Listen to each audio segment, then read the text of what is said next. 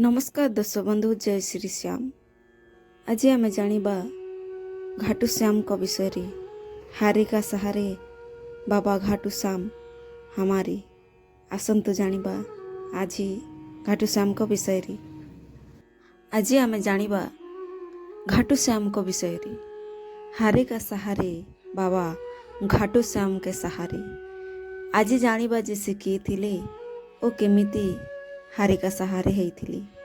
पौराणिक कथा अनुसार बर्बरिक बा बर्बरिक थिले महाबलीशाली वीर जे महाभारत सह जड़ित एक अद्भुत चरित्र भावरे परिचित।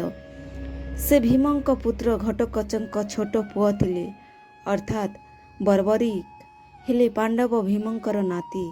तांकर जीवन शक्ति भक्ति और त्यागरे कथा आज मध्य भक्त मानक मन को भाव विहल करे। राजस्थान रे से खाटू श्याम नाम रे पूजित होइथांती। भक्त माने तांको श्रीकृष्ण अंश भावे मानती। बर्बरिक छोट बेलू बहुत पराक्रमी और धर्मपरायण थिले। तांको मां को नाम थिला मोरबी।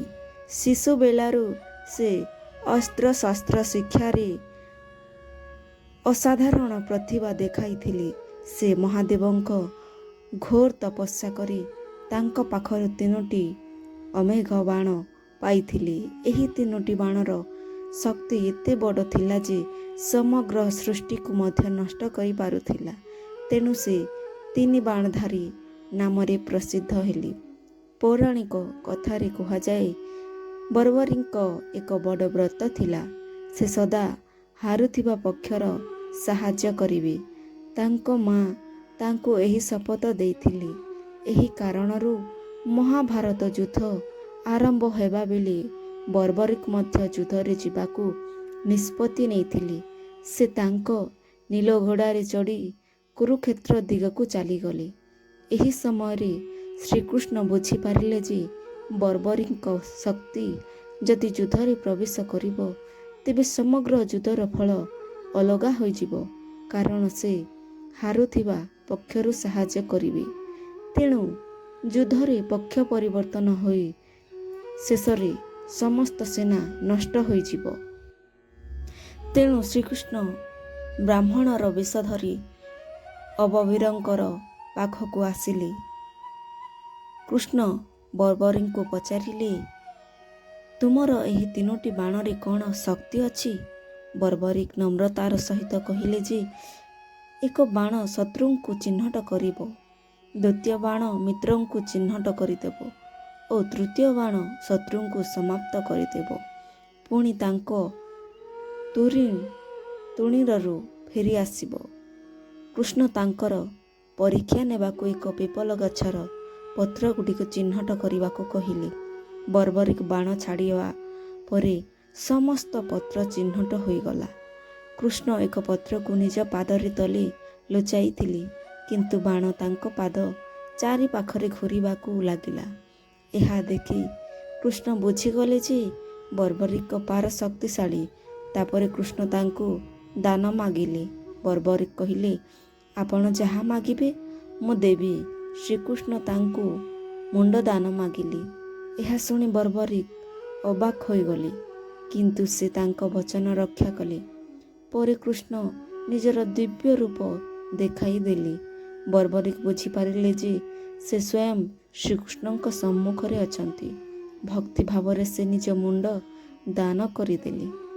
बर्बरिक एही महान त्याग देखि कृष्ण बहुत प्रसन्न हेले। से आशीर्वाद देले जे कली युगरे तुमे श्याम नाम रे पूजित हेबो।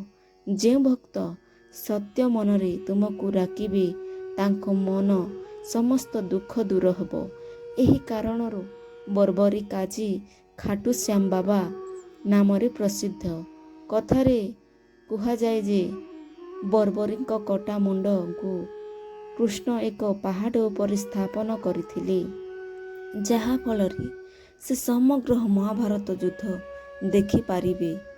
युद्ध शेषरे पांडव मानक मध्यरे विवाद हेला जे सबुठारु बड़ वीर किए। तापरे कृष्ण बर्बरिकଙ୍କୁ मुंडंकु पचारिले। बर्बरिक कहिले, मु समग्र युद्धरे କେବଳ ଶ୍ରୀକୃଷ୍ଣଙ୍କ ସୁଦର୍ଶନ ଚକ୍ର କାର୍ଯ୍ୟ କରୁଥିବାର ଦେଖିଛି। ଜୟର ସତ୍ୟ କାରଣ କୃଷ୍ଣଙ୍କ ଦିବ୍ୟ ଶକ୍ତି। ଆଜି ରାଜସ୍ଥାନର ଶିଖର ଜିଲ୍ଲାରେ ଥିବା ଘାଟୁଶ୍ୟାମ ମନ୍ଦିର ପ୍ରସିଦ୍ଧ। ଲକ୍ଷ ଲକ୍ଷ ଭକ୍ତ ସେଠାକୁ ଦର୍ଶନ ପାଇଁ ଯାଆନ୍ତି। ଫାଲ୍ଗୁନ ମାସରେ ବଡ଼ ମେଳା ଲାଗେ। ଭକ୍ତମାନେ ହାରେ କା ସାହାରେ ଖାଟୁଶ୍ୟାମ ହମାରା ବୋଲି ଜୟଧ୍ୱନି କରନ୍ତି। ବର୍ବରୀଙ୍କ କଥା ଆମକୁ ଭକ୍ତି ବଚନ ପାଳନ, ତ୍ୟାଗ ଓ ନମ୍ରତା ଶିକ୍ଷା ଦେଇଥାଏ। ସେ ଅପାର ଶକ୍ତିଶାଳୀ ହୋଇଥିଲେ ମଧ୍ୟ ଅହଙ୍କାର କରିନଥିଲେ। ନିଜ ବଚନ ପାଇଁ ସେ ପ୍ରସିଦ୍ଧ ପ୍ରାଣ ମଧ୍ୟ ତ୍ୟାଗ କରିଦେଲେ। ସେଥିପାଇଁ ଆଜି ମଧ୍ୟ ଭକ୍ତମାନଙ୍କ ହୃଦୟରେ ଖାଟୁଶ୍ୟାମ ବାବା ଅଛନ୍ତି।